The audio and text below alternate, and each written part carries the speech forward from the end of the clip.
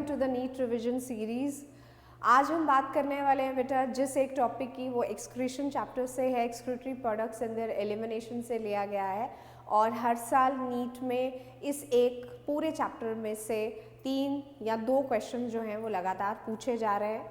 आज हम जिस टॉपिक पे बात करने वाले हैं that is the regulation of kidney function. तो बात चलिए हम स्टार्ट करते हैं।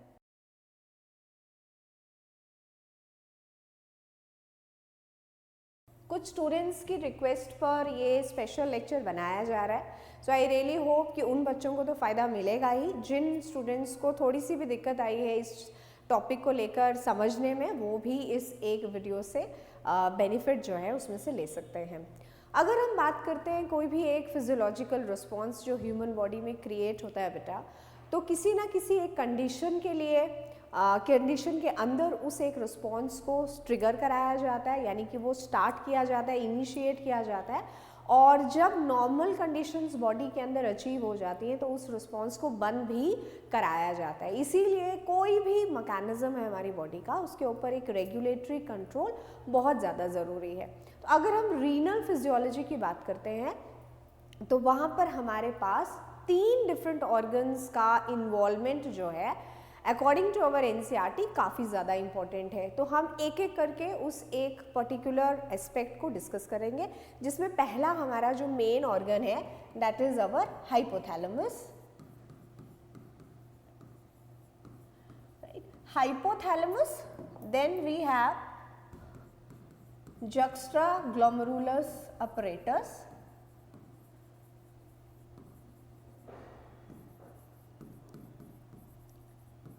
और तीसरा मेजर पार्ट हमारा जो बनता है दैट इज अवर हार्ट। तो ये 3 बड़े स्ट्रक्चर्स हैं हमारे जो रीनल फिजियोलॉजी का रेगुलेशन मेंटेन करने में हेल्प करते हैं।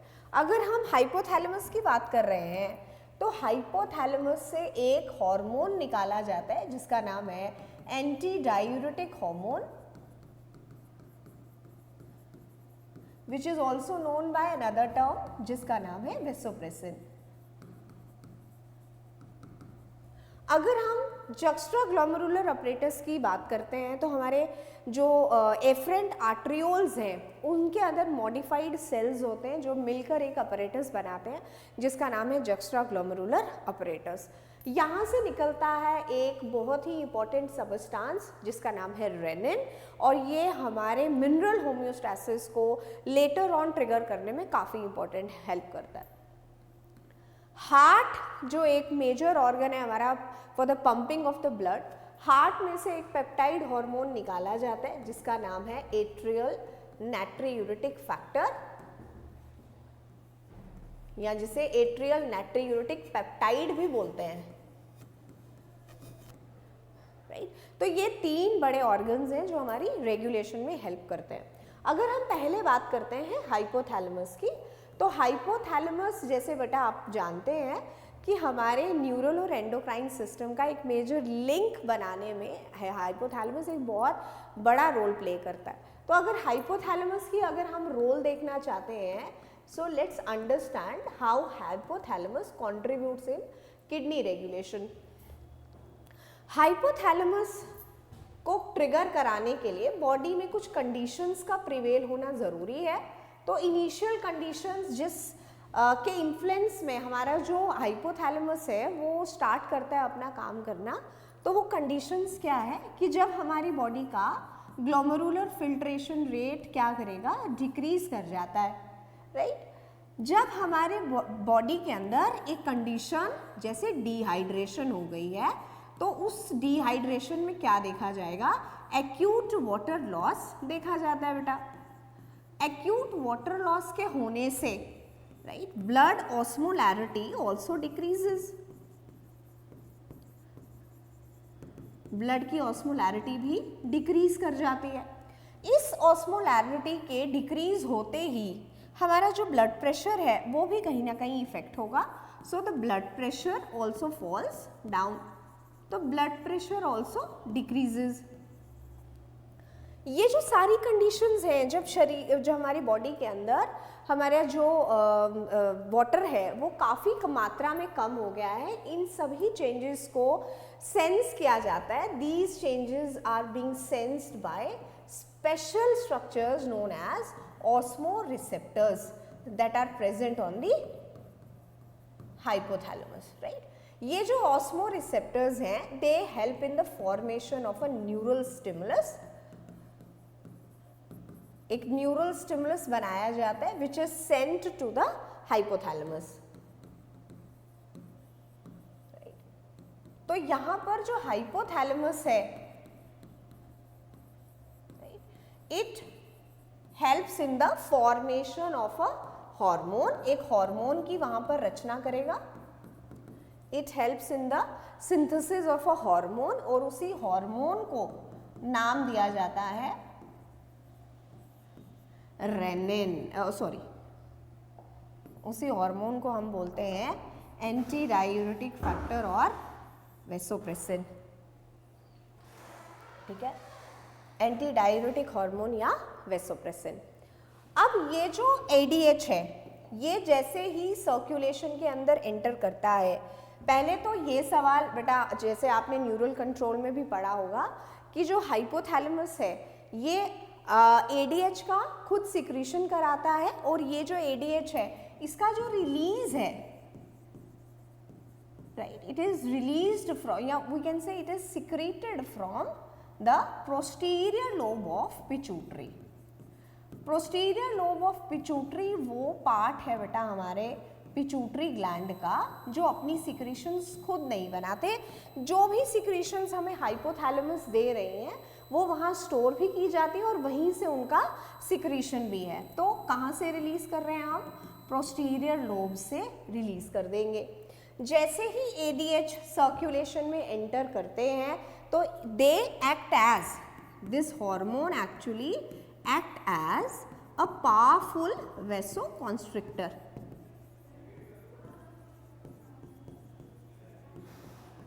एक बहुत अच्छे वेसोकंस्ट्रिक्टर की तरह ये वहाँ पर काम करते हैं.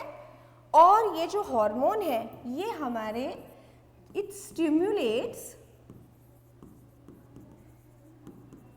The distal parts of the tubule.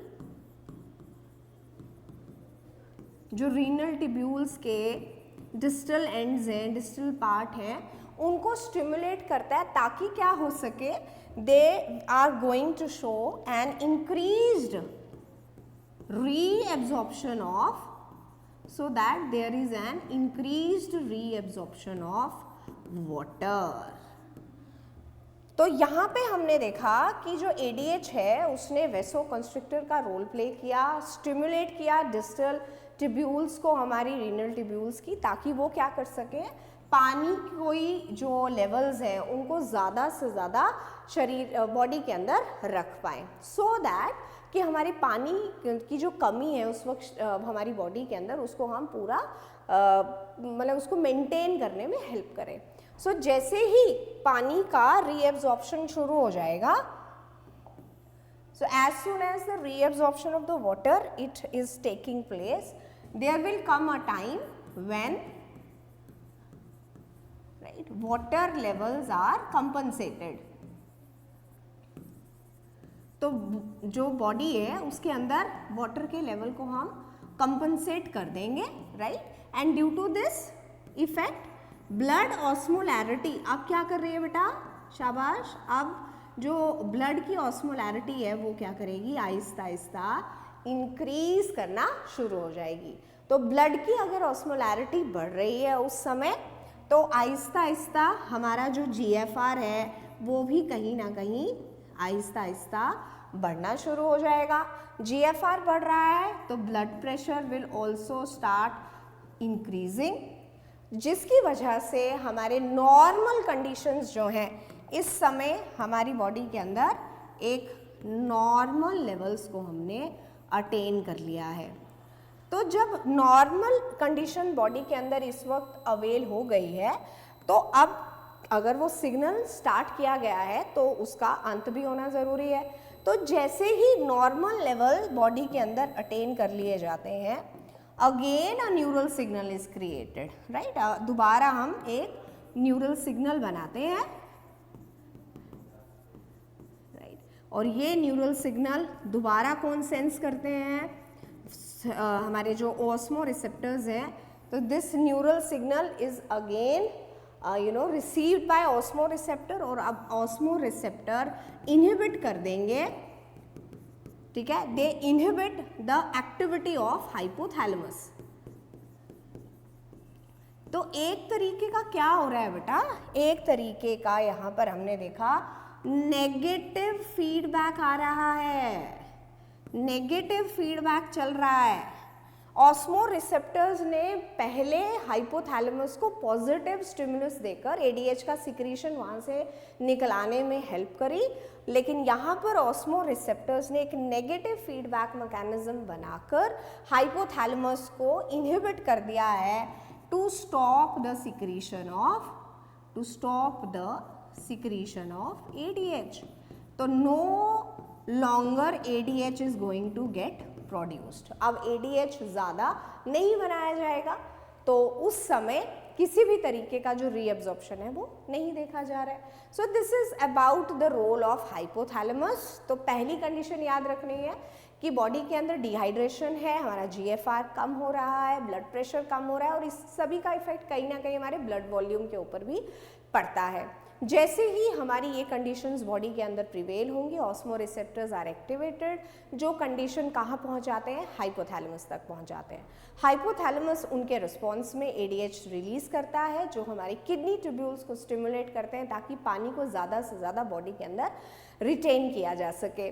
जैसे ही बॉडी के अंदर पानी के levels are being achieved normally, हमारा GFR इंक्रीज करेगा, ब्लड की ऑस्मोलैरिटी कहीं ना कहीं बढ़नी शुरू होगी, और एक टाइम ऐसा आएगा जब हम नॉर्मल लेवल्स को अचीव कर लेंगे। उसी समय again osmo receptors they are stimulated, they send a negative signal to the hypothalamus, और उसके बाद वो पूरा एक प्रोसेस बंद करा दिया जाता है। नेक्स्ट वीडियो लेक्चर में बात करने वाले हैं हम रेनिन की, बहुत ही इंपॉर्टेंट है, डोंट मिस दिस।